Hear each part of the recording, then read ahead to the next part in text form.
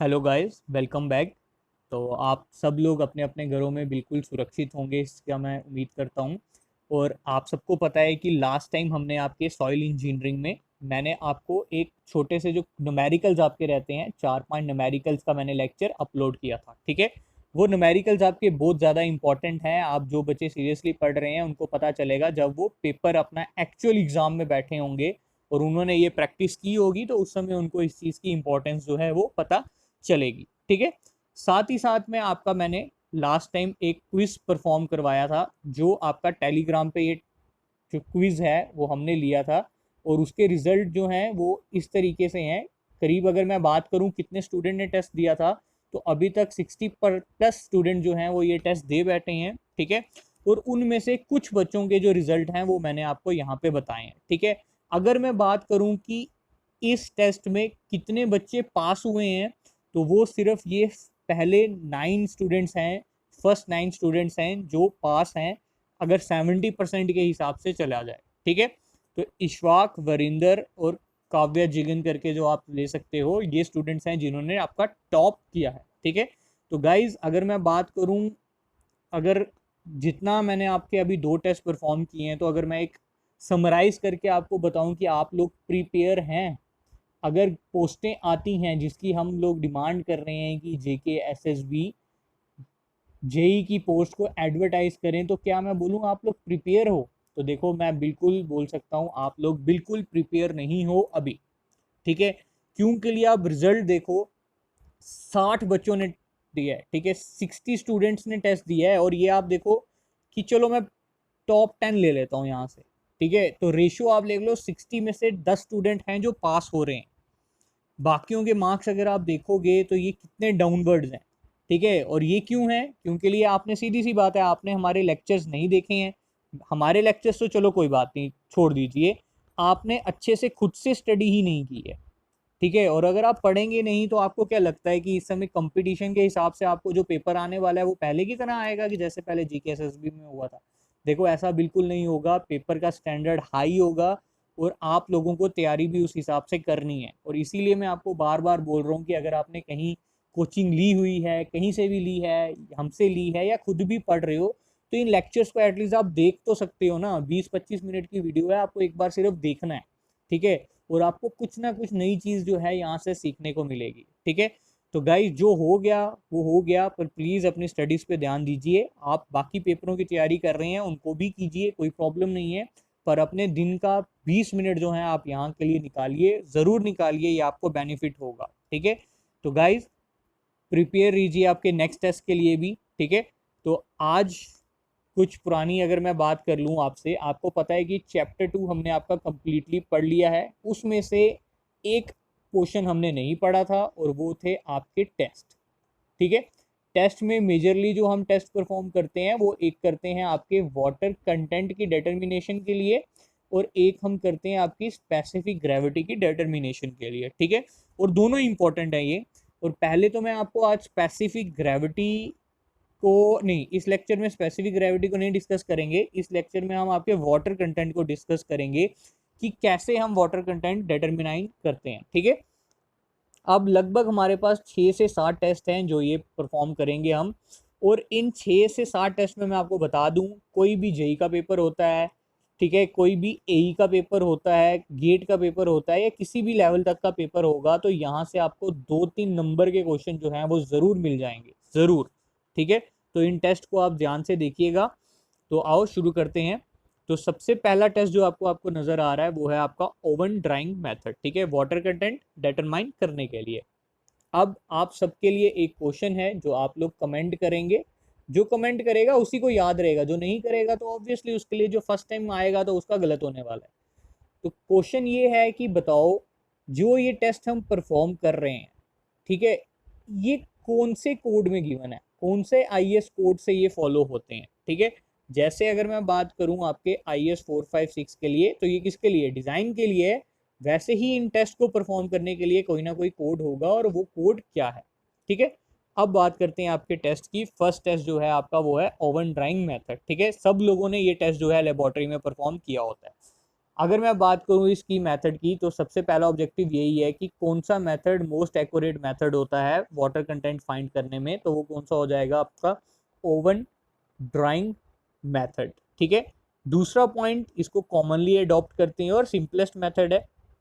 तीसरा पॉइंट इसमें पूछा जाता है कि कितने टाइम के लिए रखा जाता है, 24 आवर के लिए, और कितने टेम्परेचर पे, 105 से 110 डिग्री सेल्सियस। ठीक है, एक जर्नल सा बता देता हूँ। एक ये कंटेनर है, इस कंटेनर के अंदर आपकी सॉइल ली जाती है, सॉइल सैंपल लिया जाता है अबाउट 30 to 40 ग्राम। इसको हम करते हैं ओवन ड्राई। ठीक है, आपके ओवन के अंदर डाल देते हैं, कितने टाइम के लिए, 24 आवर के लिए, और कितने टेम्परेचर पे, 105 से 110 डिग्री टेम्परेचर के बाद। ठीक है, अब आपका जो मिट्टी है उसमें से पानी जो है वो निकल जाएगा। ठीक है, जो आपका वाटर है वो क्या हो जाएगा, इवेपोरेट हो जाएगा ओवन ड्राइंग करने पे, और पीछे जो बचेगी ड्राई सॉइल बचेगी। अब दिस माइनस दिस करोगे, अब इसमें से ये माइनस करोगे, तो आपके पास जो है वाटर कंटेंट निकल के आ जाएगा। ठीक है, ये तो मैंने जर्नल आपको बता दिया। अब एक पॉइंट आपसे ये बन सकता है जेई में कि अगर आपकी सॉइल के अंदर जिप्सम प्रेजेंट है तो क्या उस समय भी हम यही टेम्परेचर रखेंगे? जी नहीं, हम उस समय ये टेम्परेचर नहीं रखेंगे। उस समय आपको 80 डिग्री सेल्सियस के ऊपर नहीं जाना है। क्यों? अगर आप 80 डिग्री सेल्सियस के ऊपर जाओगे, अगर आपकी सॉइल में जिप्सम है, तो आपका क्रिस्टलाइन वाटर या स्ट्रक्चरल वाटर, जिसका आंसर आप लोगों ने ही दिया था लास्ट लेक्चर्स में हमारे, वो ब्रेक हो जाएगा और आपको एक्चुअल वाटर कंटेंट नहीं पता चल पाएगा। तो इसीलिए जब जिप्सम प्रेजेंट होगा तो तब आप टेम्परेचर का आंसर ये दोगे। वैसे ही अगर आपकी सॉइल के अंदर ऑर्गेनिक मैटर प्रेजेंट है तो उस समय हम टेम्परेचर को 80 भी नहीं रखेंगे, उस समय आप टेम्परेचर को 60 डिग्री सेल्सियस रखेंगे, ताकि ऑर्गेनिक मैटर की ऑक्सीडेशन ना हो पाए और हमें जो रिजल्ट हैं वो बिल्कुल एक्यूरेट मिले। ठीक है, ये तो बात होगी बेसिक। अब बात करते हैं कि टेस्ट को परफॉर्म कैसे किया जाता है। ठीक है गाइस, आप ये जो वीडियो है ये ध्यान से देखिएगा, समझिएगा इसको।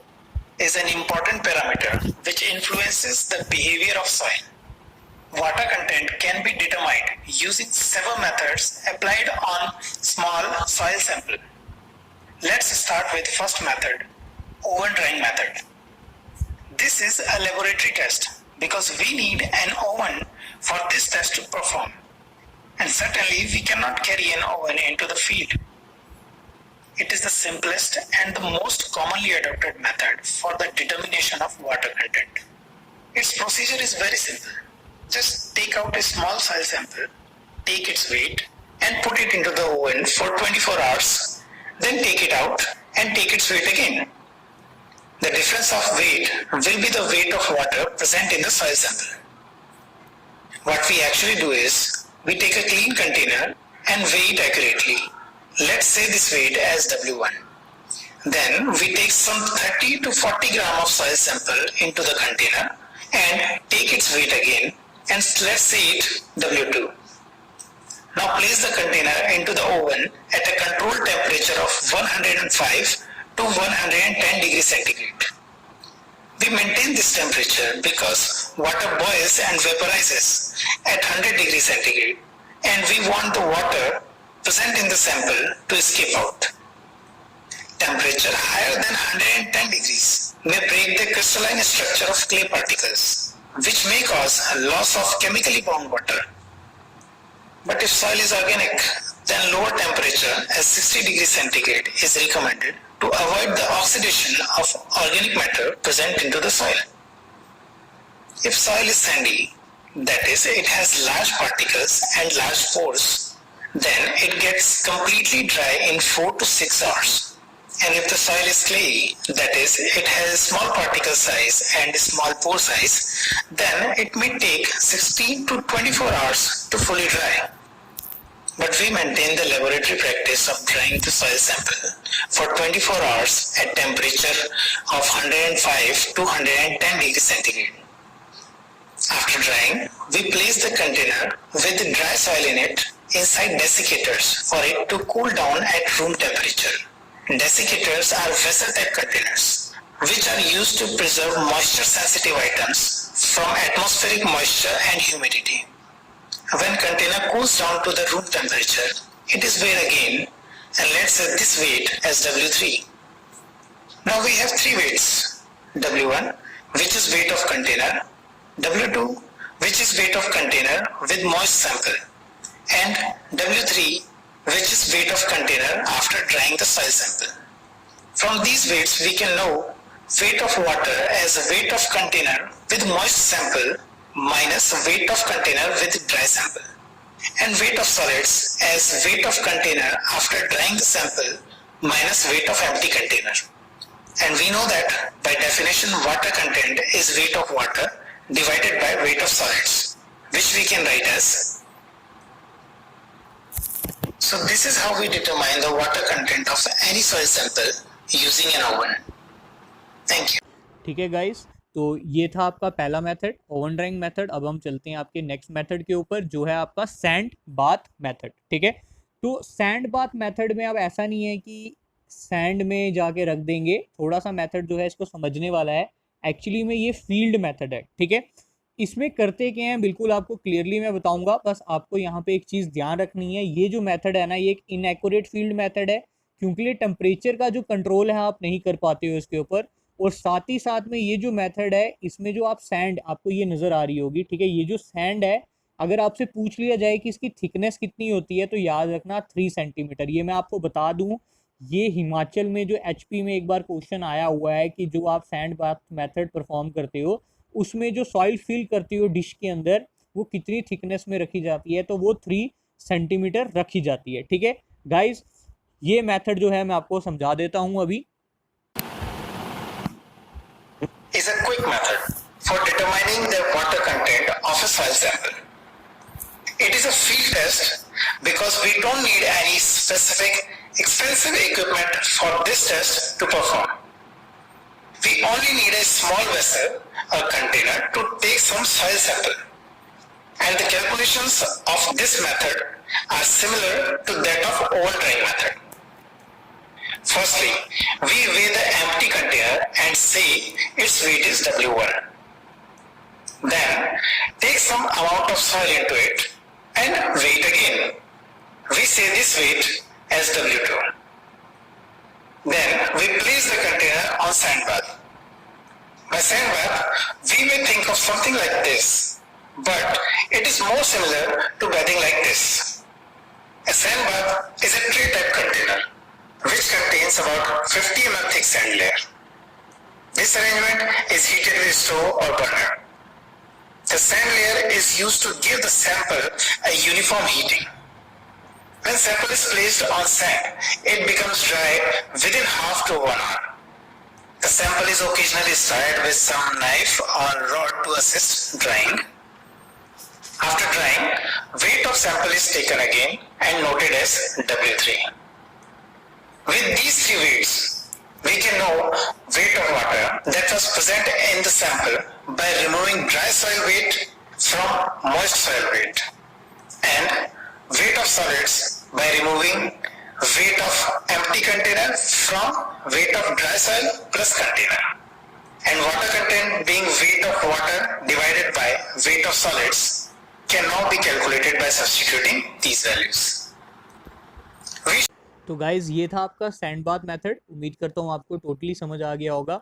नेक्स्ट मेथड पे चलते हैं, आपका जो है आपका अल्कोहल मेथड। ठीक है, ये मेथड अगर मैं बात करूँ तो बिल्कुल सेम है आपका जैसे सैंड बाथ मेथड है, बिल्कुल वैसे ही चलता है ये आपका। बस एक डिफरेंस इसमें ये आ जाता है कि आप अपनी जो सॉइल सैंपल है उसके अंदर अल्कोहल थोड़ी डाल देते हो, किसकी फॉर्म में, मिथाइलेटेड स्पिरिट की फॉर्म में। और ये काम क्या करेगा कि जो रेट ऑफ इवेपोरेशन है उसको इंक्रीज कर देगा, बाकी जो प्रोसेस है वो सेम रहेगा। ठीक है, तो ये भी इनएक्यूरेट मेथड है और इसको हम यूज़ करते हैं कोर्स ग्रेन सॉइल में। अगर आपसे कोई जेई लेवल पे यहाँ क्वेश्चन पूछेगा तो वो यही पूछेगा कि कौन सा लिक्विड यूज़ किया जाता है, तो आप आंसर क्या दे दोगे, मिथाइलेटेड स्पिरिट।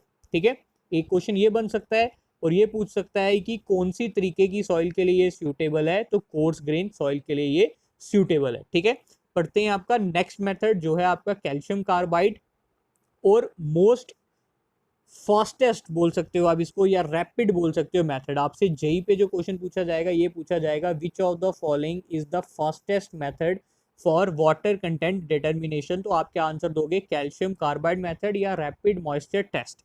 अब इसमें किया क्या जाता है, 6 ग्राम ऑफ सॉइल ली जाती है, रिजल्ट आपको 5 to 7 मिनट्स में मिल जाता है। और सबसे मोस्ट इंपॉर्टेंट क्वेश्चन जो पूछा जाता है आपका कि इस मेथड में कौन सी गैस जो है वो रिलीज होती है, तो वो कौन सी होती है, एसिटाइलाइन गैस, ठीक है। और इसको मेजर किससे करते हैं, मॉइस्चर टेस्टर से।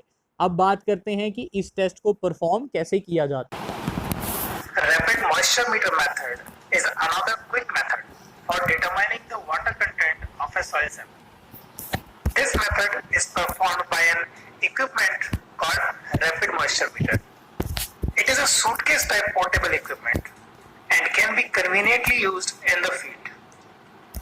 The equipment box consists of a balance, calcium carbide bottle, a scoop, few steel balls, and a metallic bottle type vessel which has a sealing cup to make it airtight. And this vessel is fitted with a pressure gauge which is calibrated to produce gas pressure in the percentage of amount of water present in the total weight of soil. Firstly, we take some 5 to 6 gram of soil sample into the pan of balance. After balancing the weight, we place the weight sample into the metallic bottle. Next, we insert 3-4 steel balls into the bottle and deposit a scoop full of calcium carbide inside the bottle. Clamp the bottle airtight and shake it for 2-3 minutes. By this vigorous shaking, both soil and calcium carbide get mixed completely and the calcium carbide reacts with free water present in the soil sample and produces acetylene gas.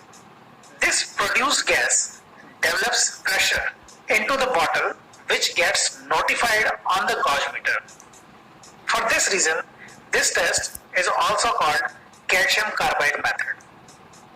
Meter gives the value of percentage of amount of water present in the soil sample.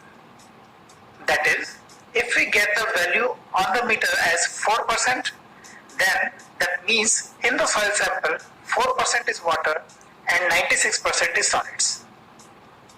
Let's say meter reading is WR%.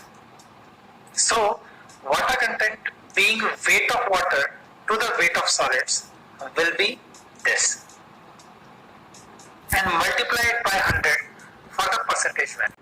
ठीक है guys, ये था आपका calcium carbide method. और अब चलते हैं आपके नेक्स्ट मेथड की तरफ, और ये कौन सा आपका रेडिएशन मेथड, ठीक है।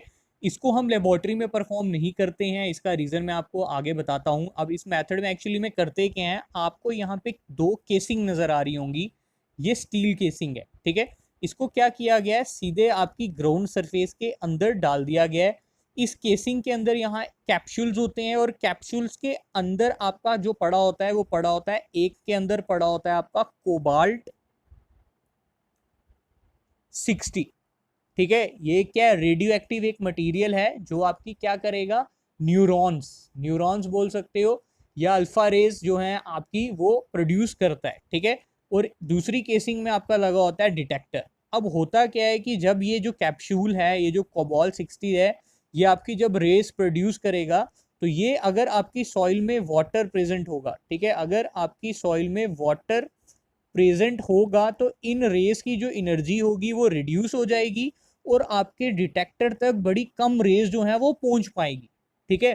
तो इसका मतलब क्या हुआ कि अगर आपकी सॉइल के अंदर वाटर कम हुआ तो आपके डिटेक्टर की तरफ ज़्यादा रेस जाएंगी, और अगर आपकी सॉइल में जो वाटर कंटेंट है वो ज़्यादा हुआ तो आपके डिटेक्टर में रेस जो है वो कम पहुंचेंगी। तो इस तरीके से हम जो है आपका चेक कर सकते हैं वाटर कंटेंट सॉइल का। बट फिर से यहाँ पे एक पॉइंट जो आपको देखना पड़ेगा कि ये जो मेथड है इसको हम इंडिया में यूज़ नहीं कर सकते, क्योंकि लिए कोबाल्ट 60 जो है आपका वो बहुत ज़्यादा जो है एक्सपेंसिव आता है, ठीक है। आपको सिर्फ जेई के लिए एक ही चीज़ याद रखनी है कि को आपके कैप्सूल के अंदर हम किस चीज़ का यूज़ करते हैं, तो वो कोबाल्ट 60 का यूज़ करते हैं, ठीक है। तो नेक्स्ट देखते हैं, आपका नेक्स्ट मेथड आपका आ जाता है टॉर्शनल बैलेंस मेथड। फिर से इसको हम इंडिया में परफॉर्म नहीं करते हैं, टॉर्शनल बैलेंस मेथड को काफ़ी जो है ये महंगा आता है अपरेटस। आप इसको यूज़ कब करते हैं? वो सॉइल्स के लिए, जैसे आपकी ब्लैक कॉटन सॉइल है जो क्विकली एब्जॉर्ब कर लेती हैं वाटर फ्रॉम एटमॉस्फेयर। मतलब आपने सॉइल को रखा थोड़ी देर के लिए बाहर ओवन ड्राई करके और उसने फिर से वाटर जो है एब्जॉर्ब कर लिया, तो उन तरीके की सॉइल के लिए आपका किया जाता है टॉर्शनल बैलेंस मेथड। बड़ा ही एडवांस्ड मेथड है ये, ठीक है। और ये आपका जो रिजल्ट है वो विद इन 15 to 30 मिनट्स दे देता है। और इंफ्रारेड रेडिएशंस का यूज़ किया जाता है ताकि जल्दी जल्दी ड्राई हो सके आपका सैंपल और आप वाटर कंटेंट जो है वो डिटरमाइन कर सकें। पेपर के लिए यही क्वेश्चन पूछा जाएगा कि विच टाइप ऑफ सॉइल्स, या बोल सकते हो कि बैलेंस्ड टॉर्शनल बैलेंस मेथड के लिए कौन सी तरीके की सॉइल जो है आप सैंपल लेते हो, तो वो ब्लैक कॉटन होगी, मतलब जो जल्दी एब्जॉर्ब कर लें पानी को, ठीक है। और लास्ट मेथड आपका इसके अंदर रहता है पिक्नोमीटर मेथड। पिक्नोमीटर मेथड आपका लेबोरेटरी मेथड है। इसको हम उन सॉइल के लिए यूज़ करते हैं जिनकी स्पेसिफिक ग्रेविटी की वैल्यू आपको पता हो। मोस्ट इंपॉर्टेंट क्वेश्चन, ठीक है। सेकंड चीज़, सूटेबल किसके लिए है? कोहिजन लेस सॉइल के लिए ही हम मोस्टली इसको यूज़ करते हैं। और ये जो कैपेसिटी होती है इसकी, ठीक है, इस जार की जो पिक्नोमीटर है इसकी जो कैपेसिटी होती है वो आप कितनी होती है? 900 ml, ठीक है। इस चीज़ का जो आपका ध्यान है वो रखना पड़ेगा। अगर बात करूँ सॉइल सैंपल आप कितना लेते हो इसके अंदर, तो वो आप 200 to 400 ग्राम सॉइल सैंपल जो है आप इसके अंदर लेते हो। और ये 10 से 20 मिनट के अंदर जो है आपका रिजल्ट जो है वो आपको दे देगा, ठीक है। तो अब मैं आपको बताता हूँ कि इसका टेस्ट जो है वो हम कैसे परफॉर्म करेंगे। The content is the quantity of water contained in a material such as soil. Water content in soil can be determined using several methods applied on small soil sample. We have already discussed the oven drying method, which takes a long time in determining the water content. Hence, we need a quicker approach for the purpose. So let's move to the next method, micrometer method. It is a quick laboratory method. Micrometer is a glass bottle with a conical cap, which has a little hole at the top. Its capacity is approximately 900 ml. We start the experiment by taking the weight of the empty and completely dry micrometer bottle with its cap, and we say this weight as W1. Next, take some 200 to 400 gram of moist soil into the bottle and weigh it again. We say this weight as W2. Then, micrometer is filled with water completely up to the conical top and weighed again. This weight is W3. Next, bottle is emptied and cleaned thoroughly. Then, it is filled up to the top only with water and weighed again. This weight is W4. Now, we have 4 weights. We know water content as weight of water to the weight of solids. Our purpose here is to find weight of water and weight of solids. From weight W2, if we remove weight of empty bottle, which is W1, and weight of solids, Ws, then we are left with the weight of water in the soil sample. Write it in the equation form. Now, in the water content equation, substitute this weight of water. Solving it a little, we get, now only weight of solids is unknown to get the water content. Let's set this equation as equation number 1. Now look here, that in weight W3, if we replace all the solids with water, then this weight will become W4. We can see that volume of solids and volume of added water are same, but they will weigh differently as they have different unit weights. So this weight will be weight of solids, Ws, and this will be weight of water of equivalent volume of solids, which will be unit weight of water multiplied by volume of water or volume of solids, as they are same. Writing it in equation form, we can see that volume of solids can be written as weight of solids divided by its unit weight. And now we can write this as a specific gravity of solids multiplied by unit weight of water. After rearranging the equation, we get the value of weight of solids. Now substitute this value in the equation number 1, and after rearranging we will get the water content we decide, and multiply it by 100 if we want water content as percentage. This तो guys ये था आपका pycnometer method. मैं उम्मीद करता हूँ कि आपको क्लियरली और सिंपलेस्ट वे में समझ आ गया होगा। आपको सिर्फ एक ही काम करना है यहाँ पे, और वो ये है कि इनको एक बार रिपीट में देखो। आपको ये वर्डिंग्स जो मैंने लिखी हैं यहाँ पे JEE लेवल के पॉइंट्स मिल जाएंगे, और वीडियो मैंने आपको शो कर दिया है कि कैसे कैसे टेस्ट आपका परफॉर्म हुआ है। ठीक है, तो गाइज एक काम जो आपको करना है, मैं बार बार बोलता हूँ, शेयर किया करो ताकि मैक्सिमम टू मैक्सिमम बच्चों को ये फ़ायदा मिल सके, और सब्सक्राइब कर लो चैनल को ताकि आपको नेक्स्ट जो अपडेट्स हैं वो मिलती रहें। Guys thank you, next lecture तक के लिए।